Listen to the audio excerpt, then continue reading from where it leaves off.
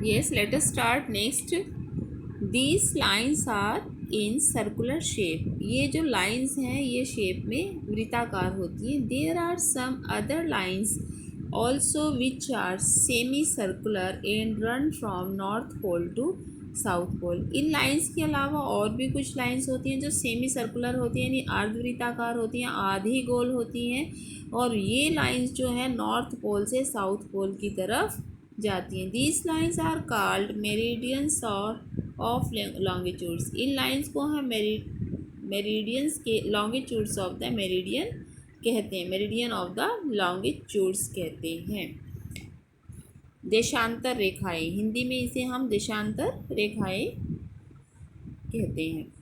These lines are form a grid which is used to find the exact location of a place on the earth.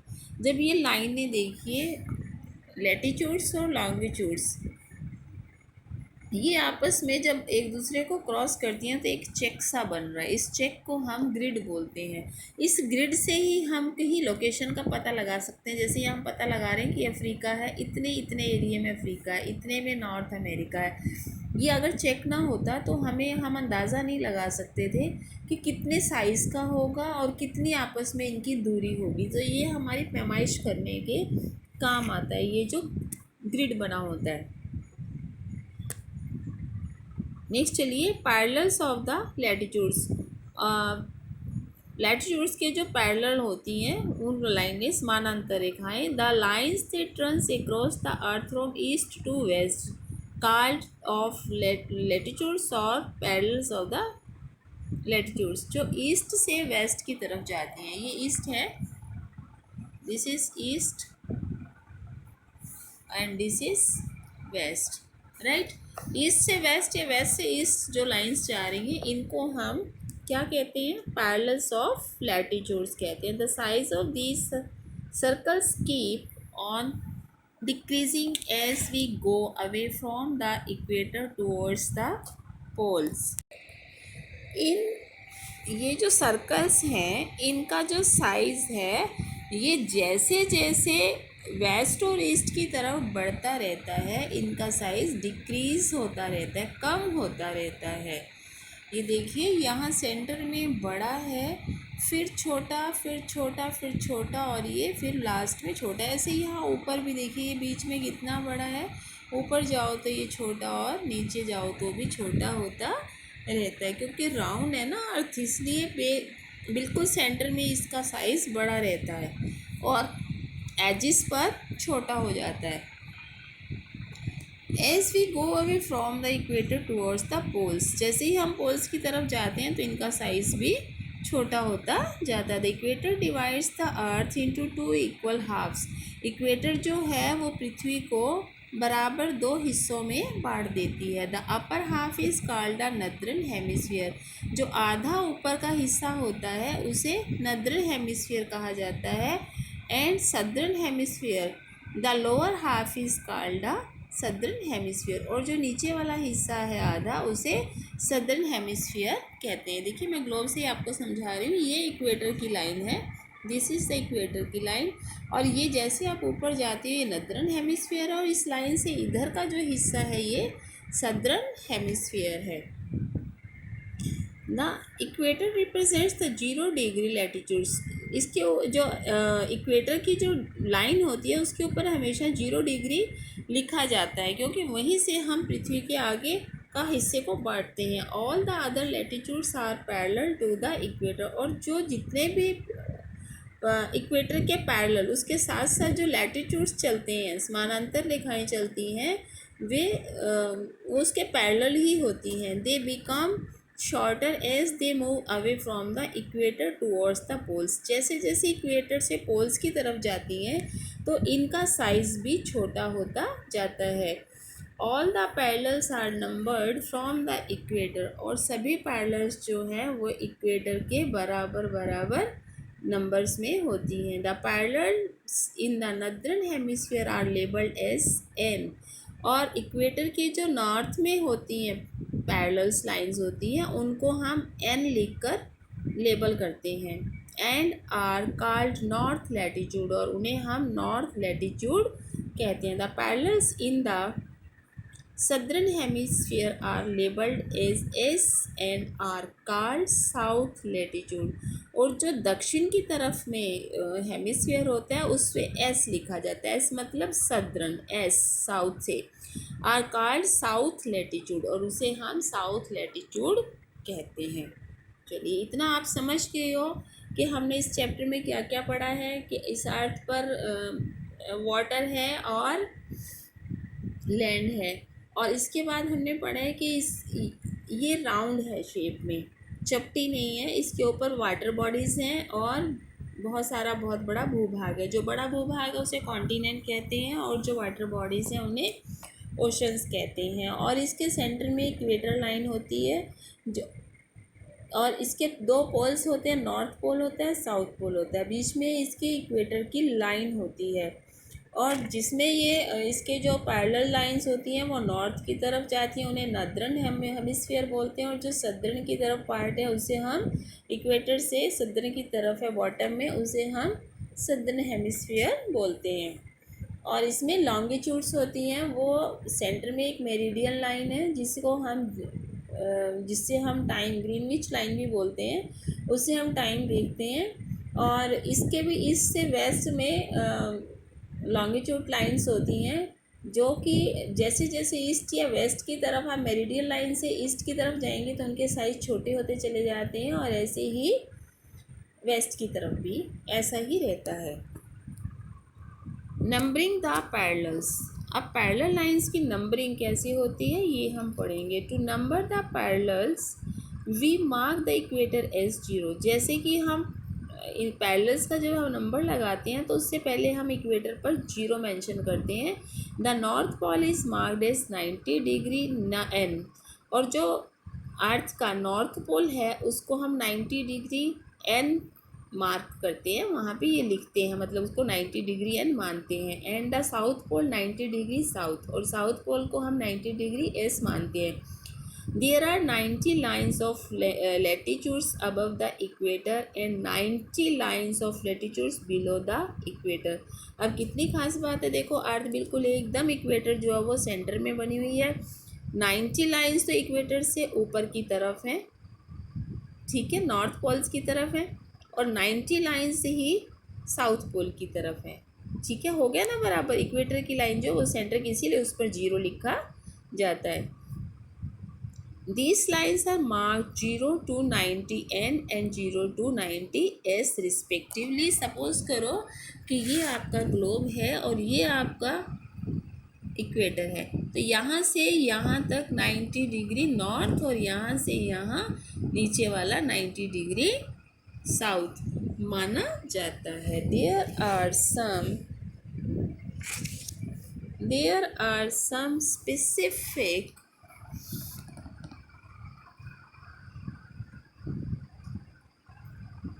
parallels, namely one Tropic of Cancer, Tropic of Capricorn, and Arctic Circle and Antarctic Circle।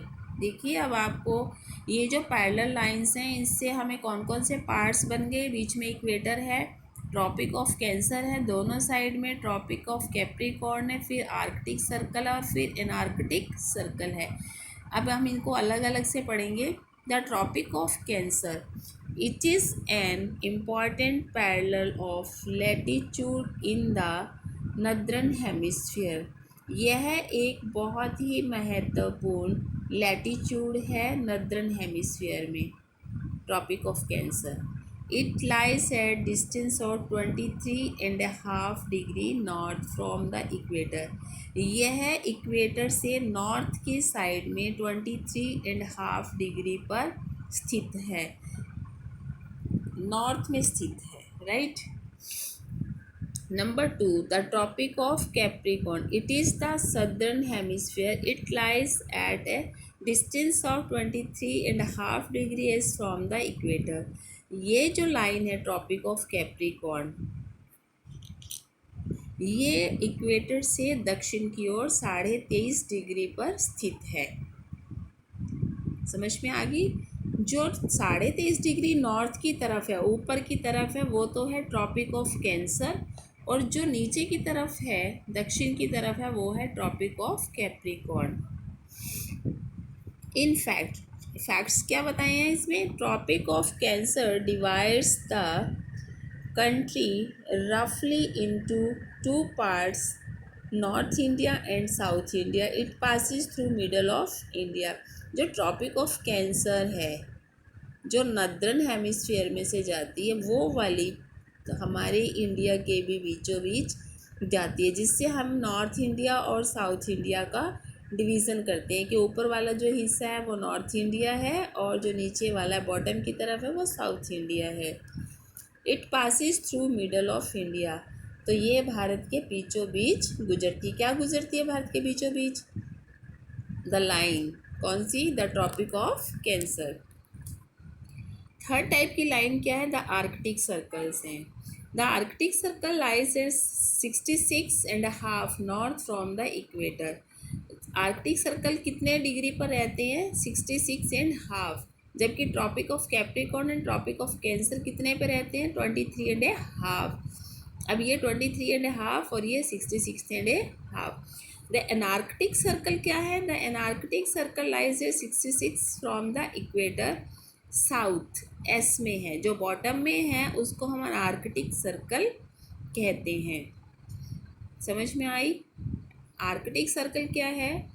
Equator से 66.5 north हिस्से में यानी ऊपर की तरफ जो है वो आर्कटिक सर्कल है, और जो इक्वेटर से नीचे की तरफ यानी साउथ की तरफ है उसे एंटार्कटिक, सॉरी एनार्टिक बोल रही थी मैं इसे, एंटार्कटिक है ये antarctic circle, antarctic circle, sorry मैंने गलत बोला था। Lines of longitude. लॉन्गिट्यूड्स की लाइंस क्या होती हैं?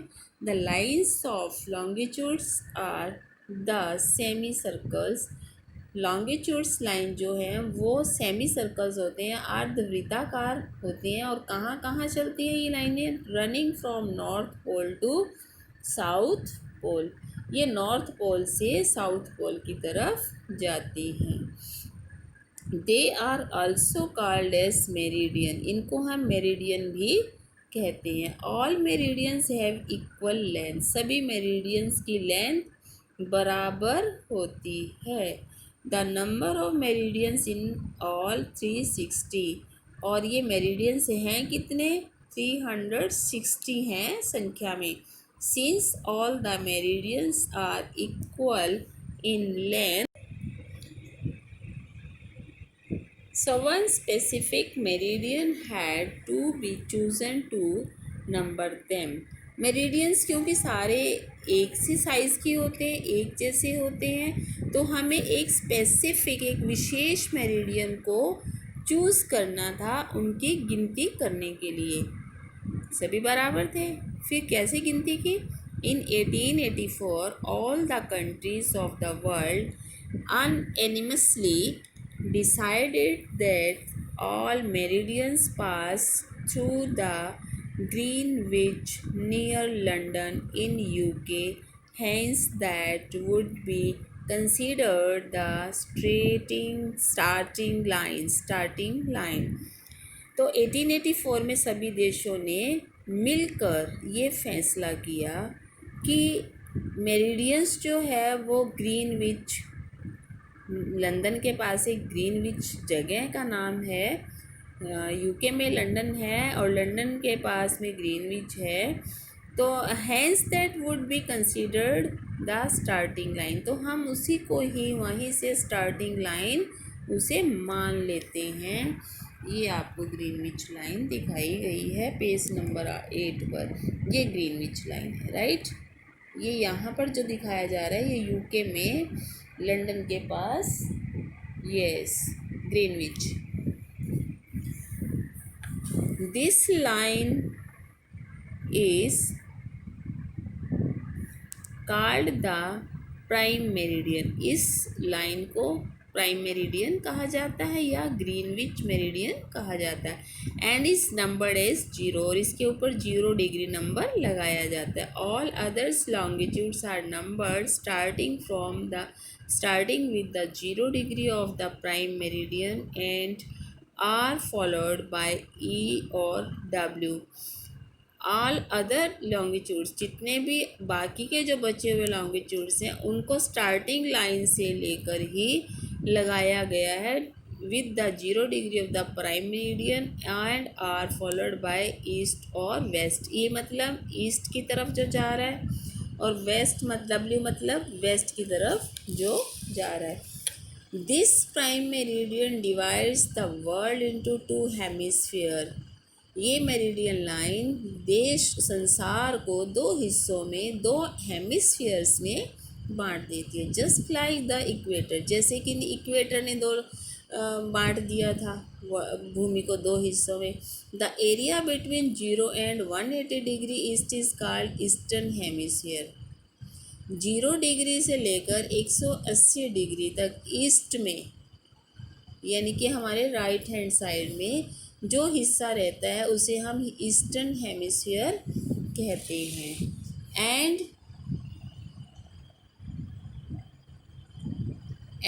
Between 0 and 10 degree west is called western hemisphere. और 0 डिग्री से लेकर 10 डिग्री तक जो हिस्सा है उसे हम वेस्टर्न हेमिस्फीयर कहते हैं। Locating places on A map, और मैप पर हम स्थानों को कैसे दिखाते हैं। तो अभी आपने ग्लोब के बारे में पढ़ा था, ग्लोब में क्या क्या है तो पढ़ लिया आपने। पृथ्वी पर एक्चुअल में ऐसी कोई लाइनें नहीं लगाई गई हैं, लेकिन ग्लोब पर इस तरह की लाइनें लगाई गई हैं और उससे ये हिसाब किताब लगाया गया है कि पृथ्वी को कैसे मापा जाए। पृथ्वी के जो बारे में हमें कैलकुलेशन करनी है तो वो हम इन लॉन्गिट्यूड और लैटिट्यूड्स की हेल्प से कर सकते हैं। The latitudes and longitudes are used to locate a place on the map। Latitude और लॉन्गिट्यूड्स को भी मैप पर किसी स्थान को दर्शाने के लिए प्रयोग किया जाता है। These lines form a grid। ये लाइनें एक ग्रिड बनाती हैं। ग्रिड कैसे बनता है? By intersecting each other at the right angle. जहाँ पर ये राइट एंगल में लॉन्गिट्यूड और लैटिट्यूड्स आपस में एक दूसरे को इंटरसेक्ट करती हैं। इंटरसेक्ट वर्ड आप 6th में भी पढ़ेंगे। इंटरसेक्ट का मतलब काटती हैं। जैसे ये एक लाइन यहाँ लगी है और फिर दूसरी यहाँ लग रही है, जहाँ पे ये काट रही है 90 डिग्री के एंगल पर काट रही है उसे हम इंटरसेक्टिंग पॉइंट कहते हैं। The locate a place on the map we should know the point of intersection of these 2 lines. ये स्थान दिखाने के लिए, नक्शे पर स्थान को दिखाने के लिए हमें वो इंटरसेक्टिंग पॉइंट्स जो है 2 लाइनों का उसको हमें जान लेना चाहिए। फॉर एग्जाम्पल, उदाहरण के तौर पर, if we are told the latitudes and longitudes of a place, यदि हम किसी स्थान का आपको लैटिट्यूड और लॉन्गिट्यूड बता देते हैं, we can easily find the location of the place on map as well as on the globe. तो हम जैसे ही हमें लॉन्गिट्यूड और लैटिट्यूड पता चलेगा तो हम नक्शे पर भी और ग्लोब पर भी उसकी लोकेशन को, उसके स्थान का पता लगा सकते हैं। The longitude of Delhi is 77 degree. Delhi का लॉन्गिट्यूड जो है वो 77 डिग्री ईस्ट है, ईस्ट में है। And parallel is 28 degree north, और पैरेलल लाइन डिग्री का क्या है? 28 डिग्री नॉर्थ। ये तो बहुत अच्छी बात है। तो इस तरह से तो हम अपने हरियाणा को भी देख सकते हैं और हम अपने देवीदासपुरा को भी देख सकते हैं, है ना, अपने शहर कुरुक्षेत्र को भी देख सकते हैं। The point where these 2 lines intersect each other is the exact location of Delhi.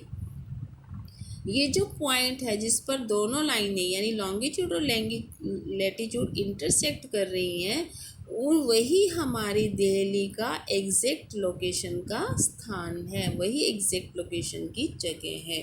So we use this method to locate any place on the globe और the map.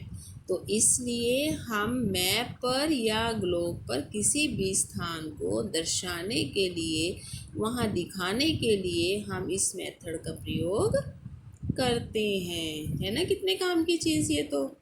International date line, international यानी कि अंतर्राष्ट्रीय date line. Date कहाँ से शुरू हुई? Date the 180th meridian is designated as the international date line।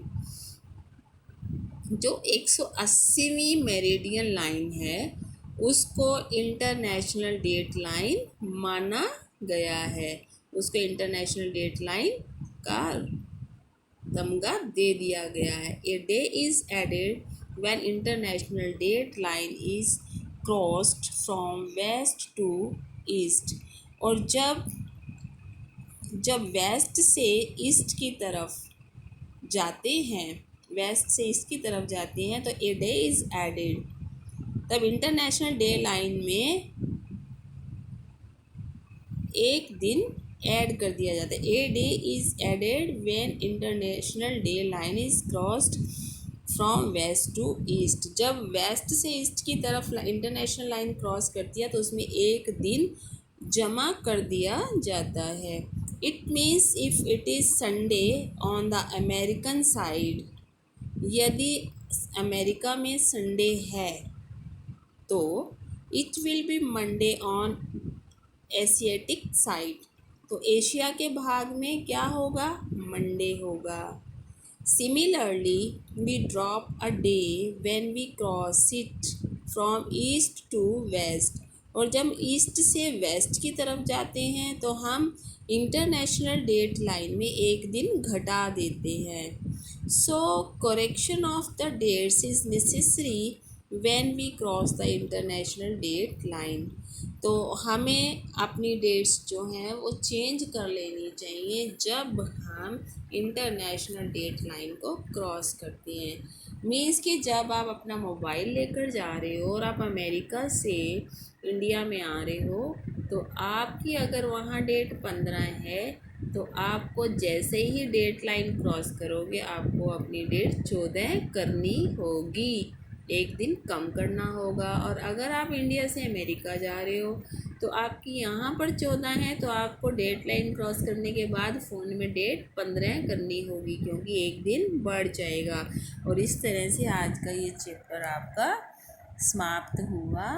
आपने इसके बारे में बहुत अच्छे से और डिटेल में जान लिया, इसमें सब कुछ बताया गया है। और ये सारी जानकारियाँ आपको इतनी छोटी उम्र में मिल गई हैं तो आपको ये सारी ध्यान भी रखनी चाहिए।